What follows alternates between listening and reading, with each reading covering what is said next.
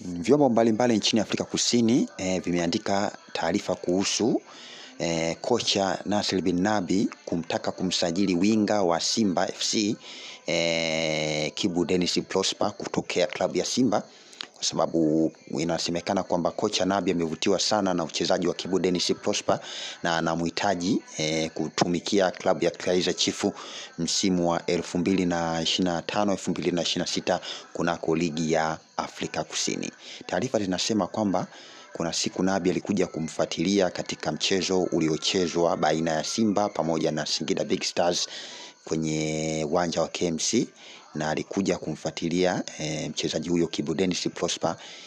ili aweze kuangalia mienendo yake, ili akimsajili aweze kumsajili vizuri kabisa, ili aweze kumsajili kupitia dirisha hili kubwa. Yes.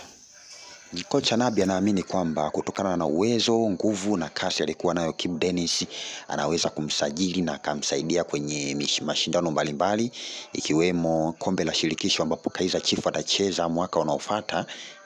mwezi wa 8 mwaka huu hapa kuelekea mwaka 2026, kwamba Kibu Denis ana uwezo mkubwa na ana uzoefu pia kucheza mashindano ya kimataifa. Kwa hiyo hana wasiwasi na Kibu Denis endapo tu atapata saini yake. Kwa hiyo kila kitu kinaenda sawa, kilichobaki ni kupata tu saini na kukubaliana na viongozi wa Simba ili kumalizana na mchezaji huyo ambaye amekuwa gumzo kwenye viwanja vya Simba